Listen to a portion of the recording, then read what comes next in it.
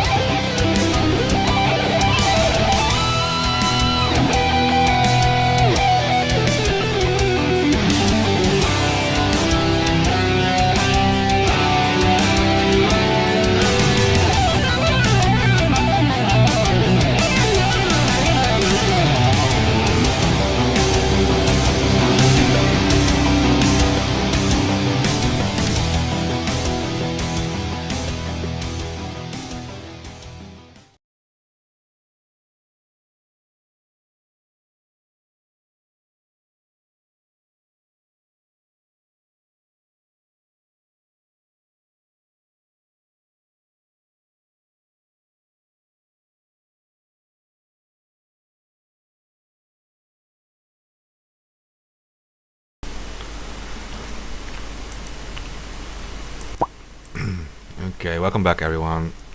We are live with another Spice Pack. Sorry, Deepa. We're going to discuss the Assange case, which is later this month at the highest court, if I'm correct, in the UK.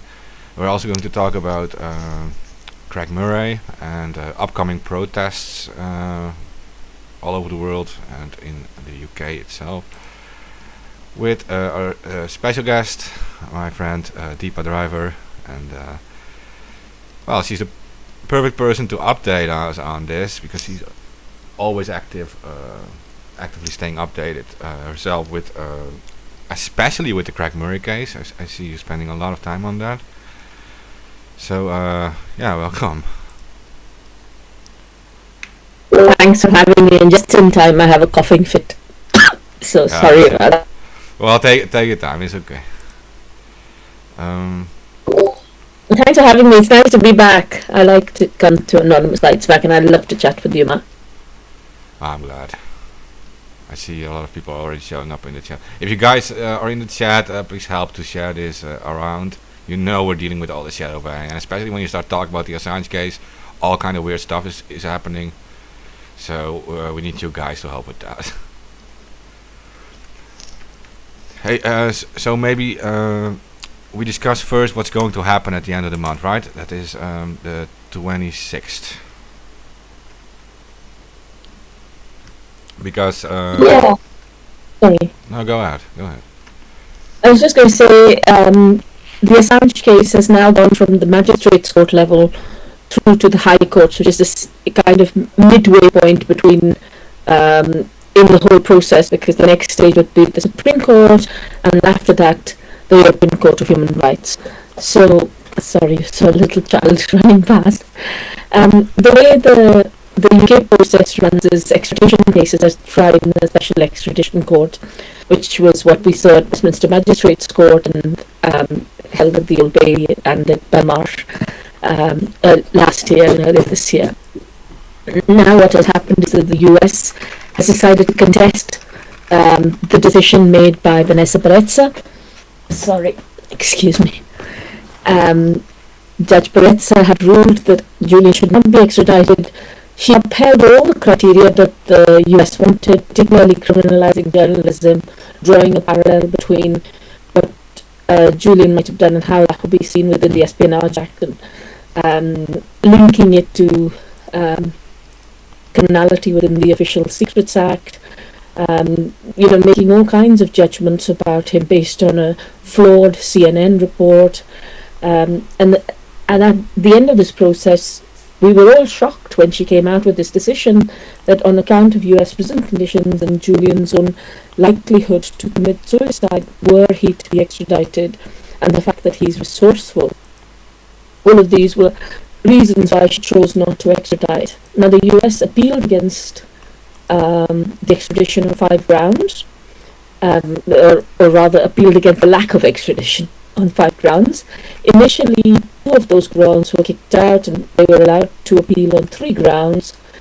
Then they had a further appeal which took place at the High Court, at the Royal Court of Justice, and at that hearing, the US went yet again for the jugular, and they managed to get the judges to agree to two further grounds. So they have the full gamut available to them to be able to say that Judge Barrett's decision, although upholding all the bits that she had said in their favour, continues to be problematic on these other criteria, and therefore should be overturned, and Julian should be extradited to the US. Now, among the things that they've always said is that they think that Julian is resourceful, that the fact that he has managed to survive a decade inside the Ecuadorian embassy, 2 years now or more within Belmarsh prison, both of which are incredibly challenging conditions, especially when he has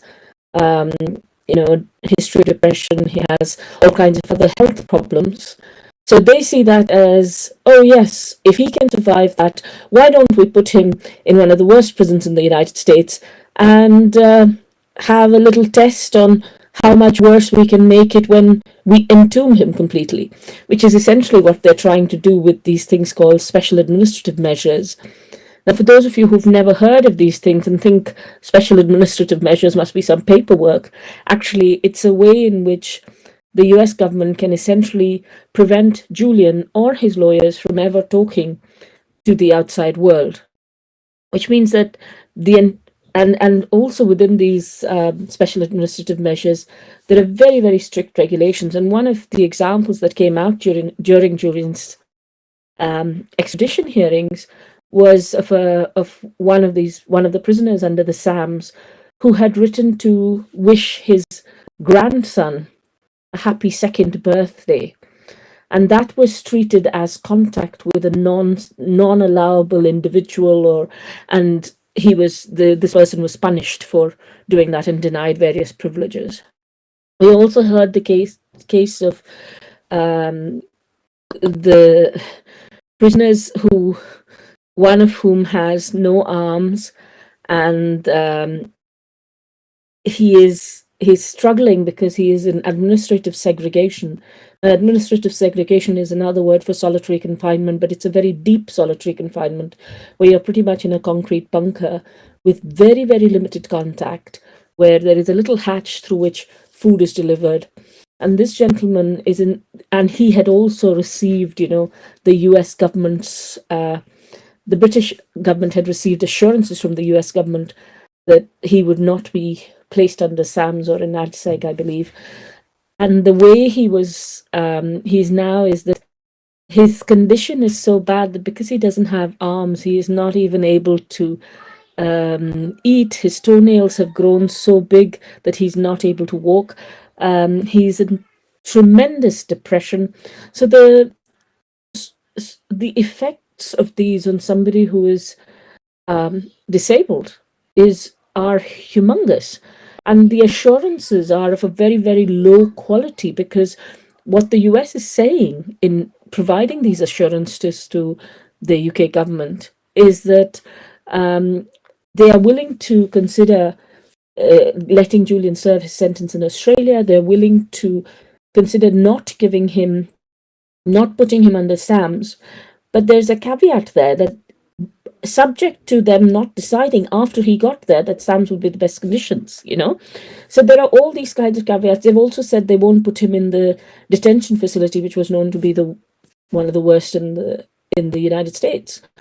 And there are very few other facilities which have which would hold somebody like Julian, and it would be entirely a decision of the Board of Prisons. So the way in which these assurances are given is deeply worrying. And if I may make one last point, sorry, I've been going on for a while. I want to go back to the time at which Julian was asking, or rather, Julian was saying that he wanted to get assurances from the Swedish government that they would not onward extradite him to the US while he was in the Ecuadorian embassy, seeking asylum. And one of the things that many people found, particularly, especially those who were very close to this, found very worrying, was that Julian was being very brave because he had offered the Swedes, of course, to come and interview him in London. He had offered to be interviewed by video. And during this time, the Swedes refused it, primarily on pressure from Keir Starmer's CPS, of course, who said to the Swedes, don't you dare get cold feet, don't interview him in London.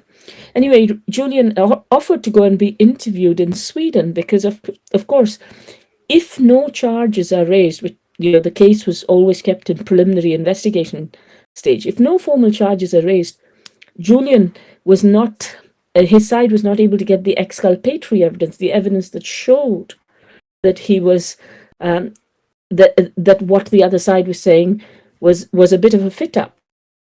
But in this case, when Julian offered to go to the US, to Sweden, he actually knew that a few years previously, Sweden had extradited two men to Egypt, Agiza and Elzari. This is a case that you can find online. And in this case, Agiza and Elzari were asylum seekers in Sweden, and the US wanted to have them extradited to Egypt so that they could be tortured. And Agiza and Elzari's lawyers were contesting this. And at one stage, based on United States assurances, overnight Agiza and Elzari were removed to the US without being allowed to even consult with their lawyers. So they were in effect indicted, and the rendition flight was staffed by the CIA, right? And when Agiza and Elzari went to Egypt, they were tortured. So these diplomatic assurances that Egypt supposedly gave to Sweden were not worth the paper they were written on. They were engineered by the US, of course. And despite knowing this, which happened a few years before, not a few years, a short while before Julian was offered to be interviewed in Sweden, you can imagine what pressure he was under. He was willing to be interviewed in Sweden, knowing that the Swedish government had been complicit in this kind of thing, and knowing that they had taken some Gripen fighter jets. They had been involved in a weapons deal, which WikiLeaks had revealed. So he knew that the Swedish government didn't have any great affections for him. And you have that situation. You now have a similar situation where the US is now giving assurances that were Julian to be extradited, they would, potentially treat him slightly better. They would not kill him directly. They would allow him to live for a long time in a very near-dead state, in effect. And we mustn't allow the mainstream media to allow this be bullshit to be treated as reality, because that's what happens through the court system. They pretend as though, you go into these courts in London and you have these beautiful old buildings, wonderful rooms where you have, the coat of arms, and you have this judge coming in wearing a robe, and everybody's really deferential to the judge. And you begin to buy the nonsense which says that this is somehow a fair process and the law is taking its course. And that's the narrative that is pushed out by the mainstream media. But actually, this is a complete unjust and illegal process that is taking place. Here is a man who revealed the truth. There is no contest on the fact that what he revealed was 100% accurate. Here is a man who is a journalist who is deserving of press freedoms. Here is a man who was spied upon by the prosecuting side, whose lawyers and privileged discussions with medical experts were spied upon, where the FBI's primary witness is a convicted paedophile and fraudster who has suddenly been now taken into prison, and people are speculating about whether that's to prevent him from talking to the media about how much he's lied about the Assange case or other things.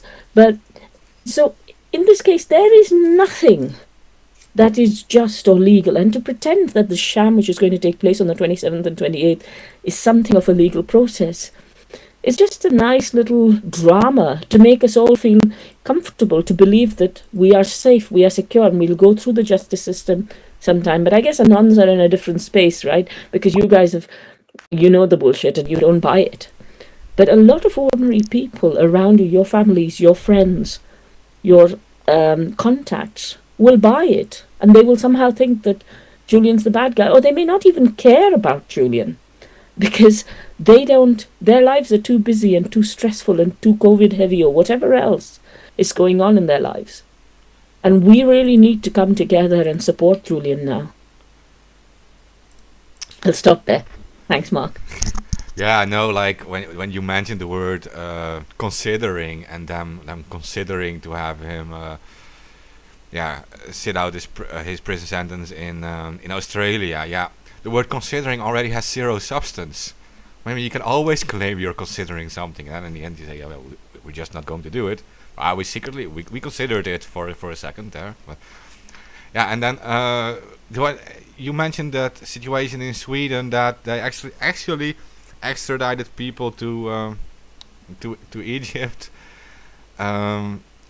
Is that even possible by law? I mean, extradition treaties should never be done from a country without a death sentence to a country with a death sentence, and torture can also not happen. You're not even allowed to extradite, and so they're just ignoring all these pretty well-known extradition laws and agreements.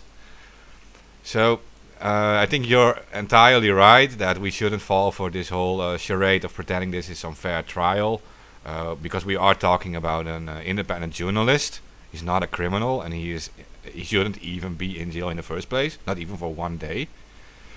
And behind the scenes, when they talk about, are we going to extradite him or not? Yeah, behind the scenes, they're already making all these geopolitical agreements, of course, outside of the court systems, and that's going to put pressure on the UK.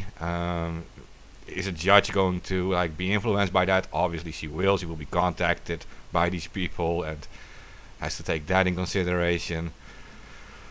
Well, I don't know. I mean, the two judges who came to the appeal stage, I mean, less like all other judges within the UK system, people assume they are fair, but all of these people are part of the UK establishment, right? So they come with a certain world view, which is largely supportive of how the establishment works. And so, they don't even sometimes know that they have these blinkers on. And unless you are really, I mean, I don't doubt that many of them are deeply steeped in the law, but the fact that the UK judicial profession, lawyers, have for a very long time stayed very silent on the Assange case, have not come out to say this is a travesty. You cannot have this case going on. You cannot have a man sitting in Belmarsh for the crime of seeking asylum. And this is the most important kind of revelations which had already come out before, which finally Yahoo News picked up this year recently, and spoke to 30 insiders in the Trump administration to show that Trump's mate Mike Pompeo had wanted to get Assange out of the embassy by any means, and have a shootout on London streets, and the Metropolitan Police had agreed, along with their friends in British intelligence, to support this kind of, well, we don't yet know from whether the Metropolitan Police had agreed, but we know the British intelligence had agreed to support the shootout in the streets of Knightsbridge. The Met, of course, is very much a part of this, as you will see from Stefania Maurizi's Freedom of Information fight, which she's been running for several years, trying to get information on what data was released from British journalists to the Americans for opening up their Gmail accounts in order to be able to persecute them later. But coming back to the big story, which is this thing about getting Julian out of the embassy and whatever else. Now, one of the things in earlier stages of this process, when Julian has consistently been denied bail, when he was forced to go into Belmarsh, and even in Vanessa Bretz's repeated judgments, as well as in the judgments of Judges Taylor, Snow, and others, the point has been made that Julian is a fugitive from justice, that Julian somehow undermined the legal system, was, contemptuous of the court process, was contemptuous of British justice, and therefore deserved to be punished by being put in Belmarsh, to show people that you cannot, run away from justice. But in reality, here is somebody whose life is under threat, whom somebody else is trying to assassinate. And that's why he sought asylum, and that's why the Ecuadorians thought about it very seriously before giving asylum. Now, given these credible threats, we would expect that Julian would be immediately released now, at least now, to the care of his family so he can prepare his defense. Now, the reality is, if you are a victim of torture, as Julian is, persistent, consistent psychological torture, isolation, arbitrary treatment, smearing, destroying of your will, a feeling of helplessness and hopelessness because the processes that work for other people don't work in the same way for you. All of this puts him in a very vulnerable position, which means he can't prepare his defense. And then you have, on top of that, another layer where in the prison, for example, when he gets papers from his lawyers, the prison has, on the first day of the trial, for example, last year, the prison authorities confiscated the privileged papers. Julian was denied his glasses for 3 months. You know how disorienting it can be when you don't have your glasses. He was put in a situation where he was given a laptop with the keys glued down. This kind of persistent, malicious torture has already had an effect on Julian's physiological health, leave alone his psychological health, where complications such as depression have become very serious to the point where, very serious medical intervention could be needed. And what is happening in that situation is now we're putting him in front of the court to go through another sham of a process. And this is very, very soul destroying for somebody who has done nothing wrong. Yeah. And I'm going to stop there for a second, Mark, if you don't mind. I just want to sort out something with the kids in the corridor, and I'll be back. Yeah, if that's of course, okay. Of course. So about the torture part. Some would argue that there has just been psychological torture, right? But we had doctors for Assange on, and we discussed this before, and that is that when you are a victim of psychological torture, it releases this stress hormone called cortisol. It is very damaging to your muscle tissue and your brain capacity. It directly affects your body. Now, normally, if you're dealing with that in daily life, you can go out and walk, relax, and work on your muscles to keep them in shape, even through heavy stress, right? But if you're in the situation Julian is in, he is locked in a prison cell all day. He can't take a walk. He can't restore his body to normal health, and so the psychological torture, and I think this is done on purpose, but this is my personal opinion, is directly having effect on his physical health, and will make it more difficult for him to manage during his court case. And yeah, I mean, I got the tail end of what you were saying. One of the effects it has had on his physical health is this shoulder injury, which has been there since 2012, and he's had tooth trouble. You and I know how hard it is when we have tooth trouble, but he had a broken tooth, and the dentist asked for it to be MRI'd because he needed a root treatment, and he was denied that permission at the embassy. So these kinds of things have had a physical effect on him, and of course the confinement alone, 23 hours a day, pretty much for almost all the 2 years of the COVID period, because the prisons have been in lockdown, have all had a very detrimental effect on his mental health and his state of depression.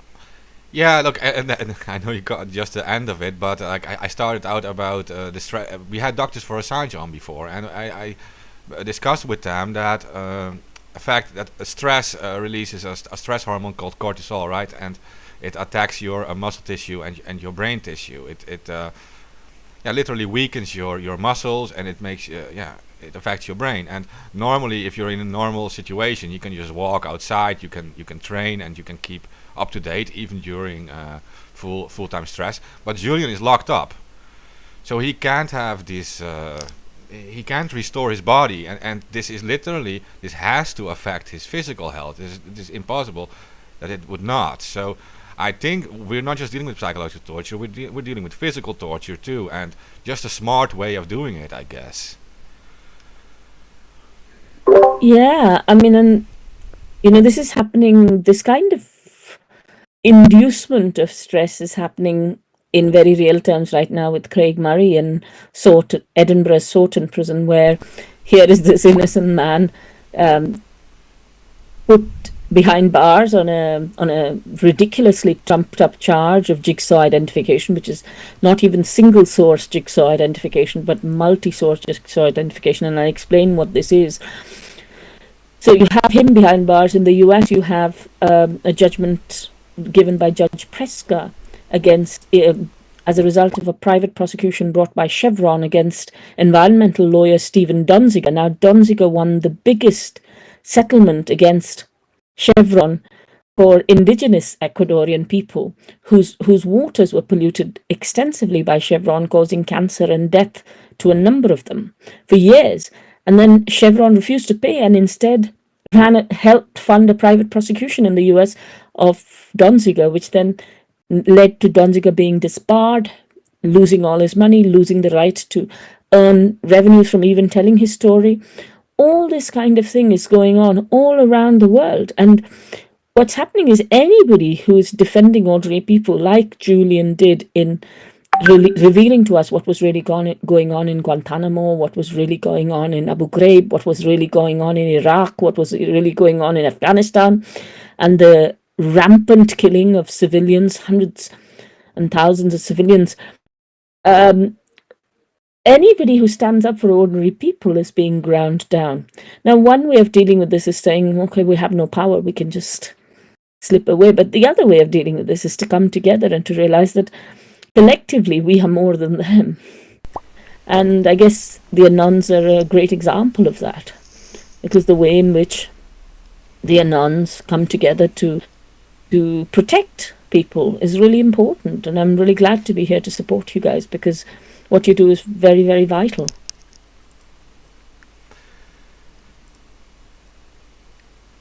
Yeah, okay, and just to mention the example of Anons, we had he's been released for a while already, but we had the situation of Matt DeHart, who was involved with Anonymous, and he was arrested back then, and he was tortured by the FBI, but they also used psychological torture on him by, for example, messing with his lights all the time when he was in a jail cell, and they would never allow him a good sleep, and then as drinks they would only feed him Coca-Cola, right, with caffeine in it. So they didn't allow him any rest. These are just simple ways of messing with the psychology of a person. That because he was also locked in a jail cell, right? That would induce constant stress on him and would also physically damage him. And what you're saying is correct. I mean, anyone who speaks out against this establishment is in some way going to be targeted by them in the most horrible ways. And unless we come together and stand up for all these people, when they pick someone out, right, who is a threat, we have to stand behind that person, and not with a group of people, but with everyone actually, and just make sure that they know that this person has the constant support of like the majority in society, like the actual people. And it is always sad to see that actually the majority in society is the silent majority, right? They don't speak out, and sometimes I think like maybe this is because they are afraid to lose what they have or something. They don't want to get in the same position, and they just want to. They just think when they're silent about things and they just live their own lives, that they won't be targeted, and they can just relax and do their own thing. But yeah, so but that's not actually true, because what Julian is revealing. Yes, you may not be the person living in Iraq, having your family droned out or killed, or your wife raped, or your child shot at. But if you're in Britain today you are relying on whistleblowers to make sure that if your mother or father is in a care home, you know what the reality is about what's going on in the care home, that the parents are not being abused. You are relying on whistleblowers to tell you about corruption in the NHS, the privatization of the NHS. If you're, your roads, your politicians, your environment, all this kind of information only comes from whistleblowers. And it affects your life, not just the lives of some random person somewhere in East Africa. It affects your life in the West here today, when lies are told about whether they are about medical effectiveness of some intervention, or whether it is about anything else. And we need to make sure that these lies are uncovered, and we can only uncover these lies if somebody is there who will speak truth to power. So Julian's case matters for you, because without WikiLeaks, many of these whistleblowers would not have got their materials out. Craig Murray's case matters because if they were able to do all these trials behind closed doors, which is what Craig Murray was exposing through Alex Salmond's trial, is essentially that they can stitch anybody up. You don't even have to be guilty for them to want to stitch you up. You just have to be in the wrong place at the wrong time. And same with Donziger, was somebody who's used his skills. He's a professional, he's a lawyer, he's got huge social and political capital. But it only takes a little bit for somebody somewhere to think that, you're doing something that is detrimental to your interests, and you get ground down. So, staying silent is no longer a protection against the powerful. Because when you stay silent, it's even more likely that you don't have a network of support who will stand up for you when something goes wrong. Exactly. And of course, the Julian Assange case already has its effect on journalism as a whole. I mean, because he is locked up now, it scares other journalists into not looking to speak up like he did. Well, perhaps a lot of journalists are already sitting on information they would love to get out, but they're just scared that, or waiting until this trial is finished and hopefully gets a good outcome for Julian.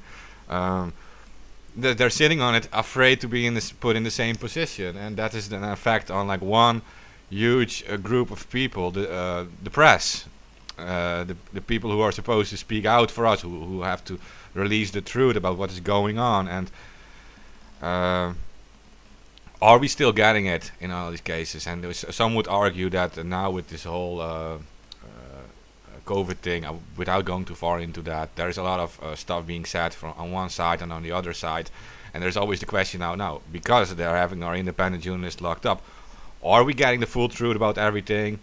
Are the governments abusing certain things for their own? Do they have their own motivations to do that? Are they using a certain problem to get something else done that might have not been done otherwise? So. Yeah, that's what we're dealing with, and that's what you're saying. You have to speak up because, like, these people are so powerful, this establishment, that you actually have to speak out about every little step they do on the way. Like, you have to always keep them accountable, like every little step they make.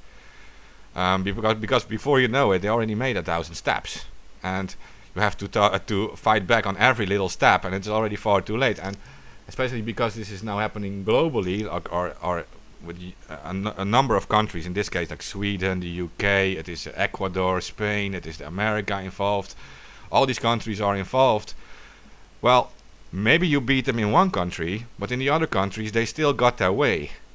And so this becomes like a forever fight. Go ahead. Yeah, I think so. I mean, you look at what's happening in Australia and the deprivation of civil liberties under the badge of a public health crisis, which of course, COVID's a serious disease.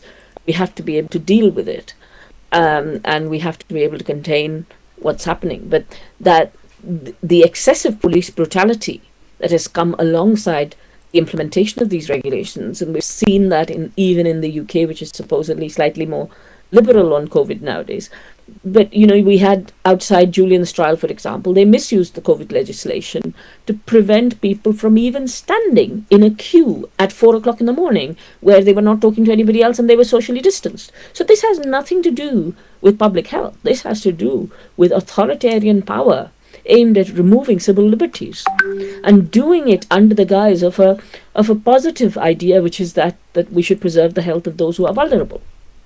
And this has to stop. This has to stop. We have to make sure that our governments are not allowing huge mass corruption under the guise of a public health crisis. And every day we get more information about the corruption that has been involved in the COVID crisis, whether it is the procurement of equipment, PPE as they call it in the UK, masks and gowns and things in the UK for the NHS, where companies which are registered in tax havens, which have no connection whatsoever to the procurement of PPE, which have not given good quality items to the NHS, have been paid millions of dollars and have been prioritized in the queue. This is not some conspiracy theory. This is put out by establishment people like the Good Law Project, which have taken a case into the courts. And these kinds of things show us that even in times when we would expect the government not to exploit us, for example, during the time of a global pandemic, in fact, what they are doing is going into authoritarian overdrive and using that suppression of civil liberties to go one step further than they could ever go. Because right now people are compliant and they use this compliance to push through things that we would never agree to. If you had told me 3 years ago that I'm going to stay at home for X number of months without meeting friends, without meeting family, with lots of people, without meeting elderly relatives in care homes, lots of people not sending their children to school, struggling with mental health, nobody would have believed it. It seemed like some kind of movie. But this is the reality we see now. So I'm going to kind of, if you don't mind, Mark, end on 3 or 4 things that I want to highlight to people in terms of upcoming events. First is, there is an event on the 26th of October, which is the night before Julian's appeal hearing. It is a physical event in London, and I would be very grateful if lots of people could come there in person to the event. It's opposite Euston Station at a church, and the details are online. The next, the same event will be live streamed, so it'll be available through Consortium News in Australia and America, and also their website, which is of course accessible everywhere, and we're hoping also that Don't Extradite Assange will stream it. We have an event on the 17th of October for Craig Murray. It's a really important event because Craig is turning 62 in prison, and a lot of musicians, artists, Craig's old colleagues from the Foreign Office, people who've known him through the years, other journalists, lawyers, etc., politicians are all coming in. It's at 3 p.m. UK, and it will be entirely online, and the Craig Murray Justice Campaign has put out the details, and I know Anons don't, and people who are good about privacy don't really like Zoom, but unfortunately it's being transmitted, unfortunately or fortunately it's being transmitted through Zoom. So that's that one. Recently there's been a case which has taken place in Bristol in the UK, which many people may not be aware of. It's been going on for several months now. It's the case of one of the primary experts on spin and propaganda. So this guy, Professor David Miller, is one of the, if you've heard of Spinwatch, this is the guy who set it up, who's able to map networks of establishment elites who connect with each other for various nefarious reasons, whether it is corruption or war criminality, etc., etc. And he also specializes in lobbying, and he has been under consistent attack based on false accusations of anti-Semitism, which he's completely been exonerated of. Yet Bristol University came under a huge amount of pressure from various external lobby groups, and as a result of that pressure, they gave some weasel words saying they valued academic freedom, but they were letting they were firing David, which is an absolutely unfair firing. And as a trade unionist, I urge you to support him, because he's one of the very important scholars. And if David's firing is upheld at the appeal, which is within 28 days, then this is yet another blow for academic freedom and freedom of speech in the UK. And lastly, the case of Stephen Donziger, which I already told you about. The hearing took place about a week ago. I was the legal observer at that hearing, and I was really astounded to see the way in which there was so much animosity towards Stephen, even in the way in which the process was carried out. So I was only able to attend the sentencing hearing, because before that it was not made open. But I hope that people will give him their solidarity as well.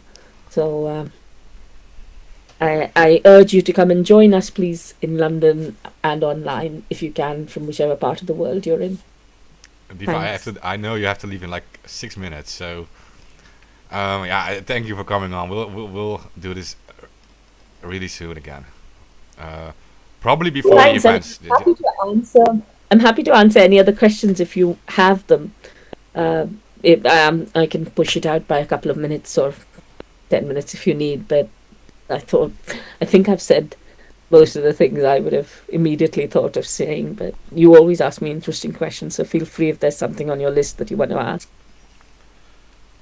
I already promised you that we will also try to stream these events that you mentioned on ABB, so if people don't like to go to Zoom or whatever, they can just watch it probably on our YouTube channel too, so that works.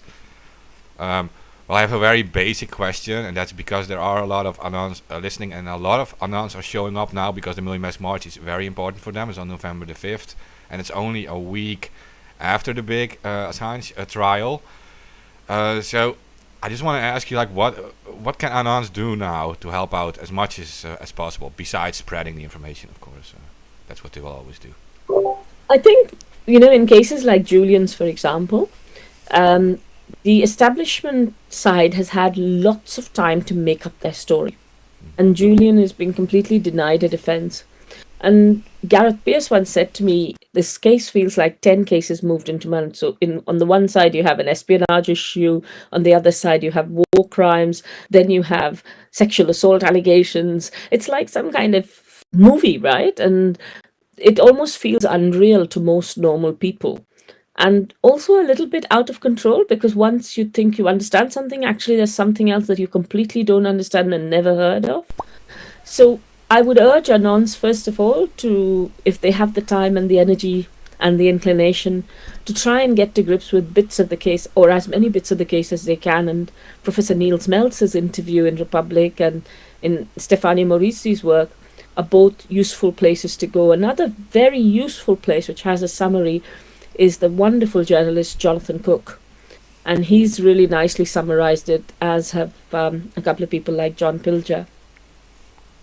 So firstly, get to understand the case so that you can knock some of the myths on the head. Because, with people who are concerned with social justice, with the public interest, it's very easy to try and divide us by saying, oh, but isn't he a rapist? Isn't he didn't he put people's lives in danger?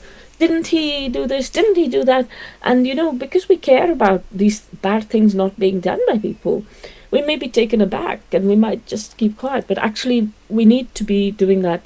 It's also really important to put pressure on your local journalists associations, your local community groups. If you can get maybe some of the films about Julian screened, or if you're in a German-speaking country right now, you can have the book Der Fall Assange, which is the Niels Meltzer's book about the case, and maybe you can get 100 copies and distribute it to 100 important people who might be opinion makers in your area.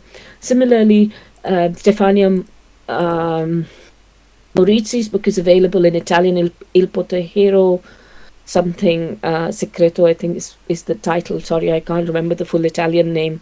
And she's written a book about her experiences of dealing with the leaks. Professor Niels Meltzer's book is also going to be available in English in the new year. If you can maybe collect some funds to buy a few copies and distribute them, that would be helpful. Or indeed, if you have IT skills, maybe help little groups, simple things like, for example, Mark has to always help me get onto Discord. And he keeps telling me, oh, use this, use that. And I say, oh, I'm getting this error. And people like me, we might be good at some things, but we're really crap at things like technology. And you guys are great at it. So, maybe not all of you, maybe some of you are great at web design, maybe you're great at driving up searches for something. All these evil guys use those skills for evil purposes. You can use that for good. And making the Anon mask visible, to say, even if you want to be anonymous, you can do some good things. You don't have to be, on the TV like Niels Melzer. Even if you're just an ordinary person somewhere, in your little way you can do something. So that would be my suggestion to the Anons. And of course, please come and support us at the appeal hearing, because these establishment people, these judges, they read the newspapers. They can see when there is a whole crowd outside. They feel under a bit of scrutiny. That's what we need, because that's why we ask for open justice, because judges need to know that people are looking at them, that people are not looking away when Assange is being tortured, which is what has happened for the last 8 years, 10 years. So please help to make it visible. I can't think of anything else other than participating in these local groups and supporting, because a lot of these local groups, for example, the wonderful group, the Committee to Defend Julian Assange, which helped me set up the Free the Truth events in the first place and continues to help organize them. Some are housewives, some are nurses, some are, nobody's like a big celebrity in that group, and they could always use more technologists, people who understand how the internet works, people who can help them, protect their privacy, all these kinds of things. If you have some skills and you can volunteer them here and there, please do so. And if you have other groups, many of you are members of various other community or societal groups, or even within your family, or somebody knows somebody who works in the law or in journalism or somewhere else, please use them to help push a good message. Okay, guys, I hope you guys listen to that. There's a lot of things you can do to help out. And one of the things I picked out from what she was saying is you have to make sure that they know that we are all watching, right? No matter how horrible these decisions are that they might make, let them know that they will go down in the history books as being responsible for this, and that the whole world is watching them.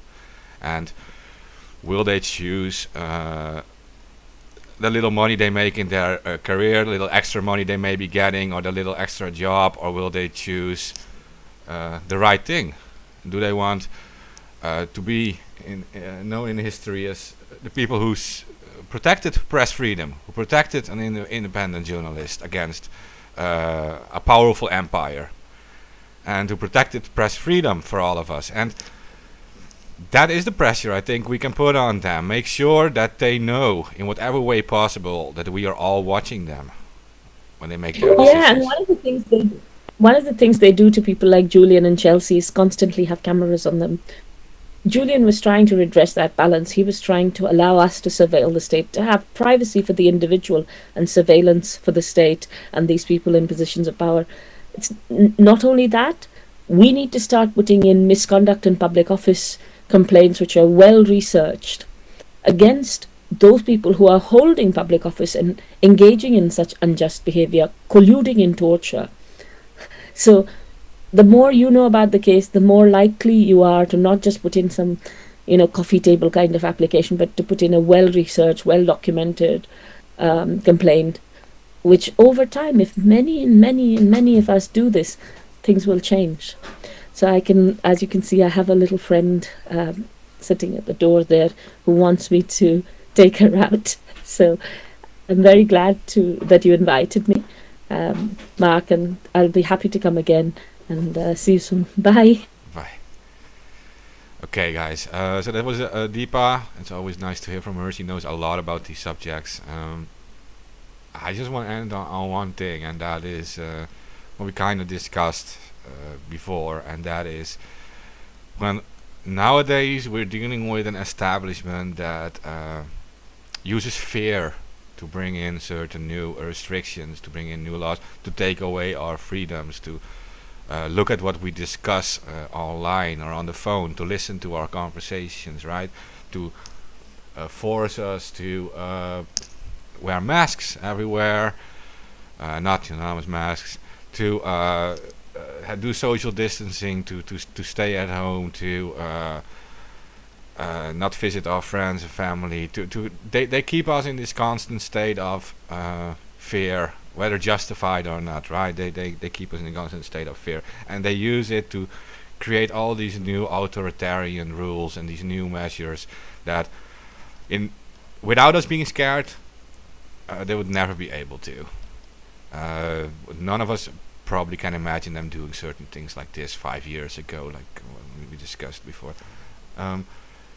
So fear is a very powerful weapon the establishment uses, and in the case of Julian Assange too, that they try to paint him as a dangerous terrorist, as being able to manipulate elections in the USA, as being a hacker or a rapist, as being dangerous to the security of a country, to free and open elections.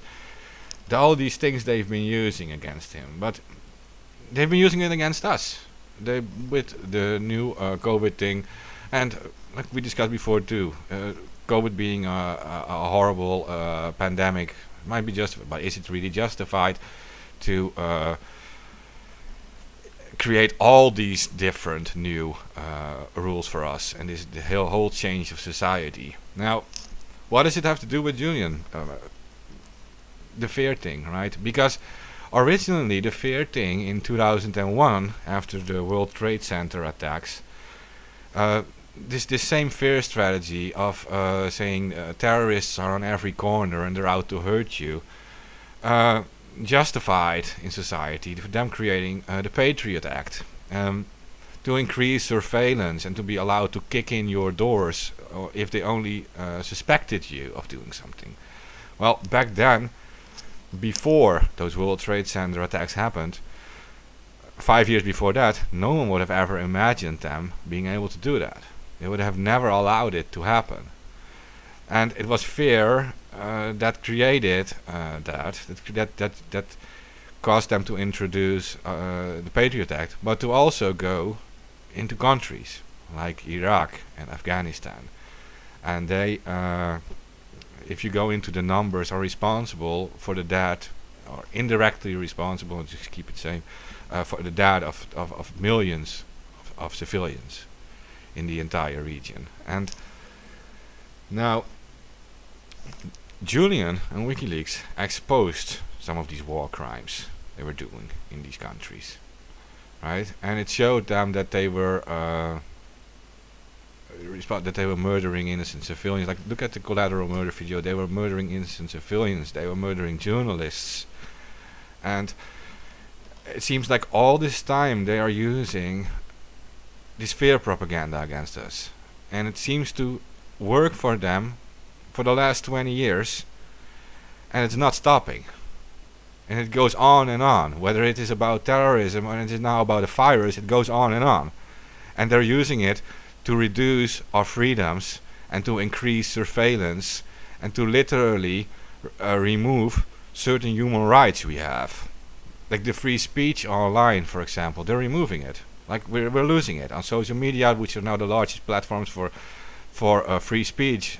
We're losing it, and we're also losing, like Deepa said, the right to protest. They're saying like you cannot protest because you have to be social distancing, and you can't, like in the UK specifically, they tried to ban annoying protests, what that even means. Like you can't be loud or something, you can't have a sign too big.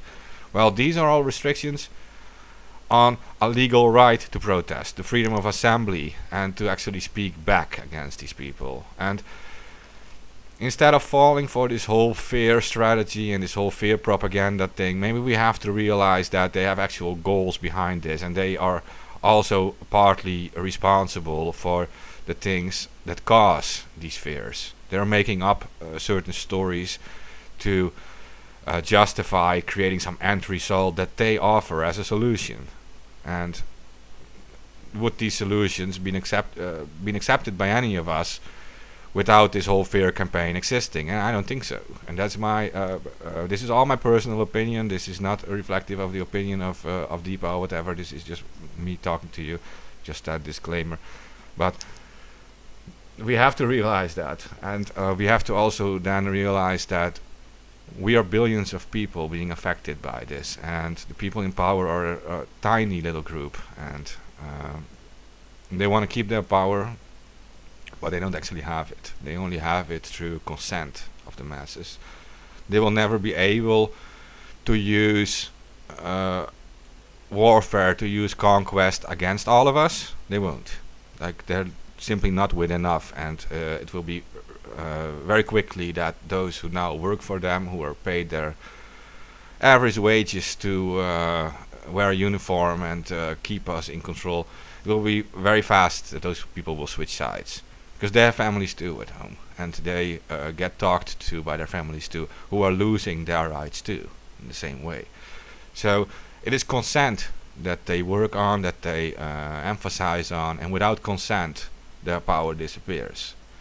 So you have to just at some point realize that this is a targeted campaign, and you can do something about it, and that you can do that by coming together and uniting against this, spreading the true information that removes this whole fear campaign, that shows the world what is really going on behind the scenes, that they might be lying about things, that they have certain goals. Show who gets paid by these people, show who benefits from these new rules, show these politicians and these connections they have with others who might maybe sell security cameras, right?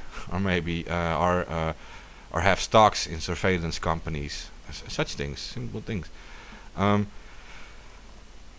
But what really matters is that we can unite and speak back to them in large numbers, and that is why it is important to attend the protests, to show up and to spread awareness, and to start maybe by sharing this around to your close friends and family, and make sure they're aware too. Like, if you go to a protest, it's just you alone, right? But if you take a few friends with you, even a protest of 1,000 people suddenly becomes 4,000 people, right? That's how easy it is. So just remember that all of you are actually in power. You just have to realize it, and the fear campaign will stop in the end. But it's been going on for decades now, and they will come up with new and new things. And journalists like Julian Assange never allowed themselves to be stopped by any of this, and they fought back for all of our rights, and for not for his own rights. He didn't gain anything from it. He's in a prison cell now, and he did this so we could know the truth, right? He gave up his freedom so we could know the truth. Like, he isn't benefiting from this. He's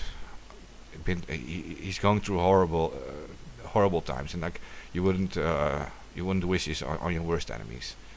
So it matters that we fight for him now, as he fought for us, and that is what I want to end on. And just before I started this little rant, Deepa gave you all the dates. On the 17th and on the 26th, we will broadcast. I hope you enjoy this, and please share it around.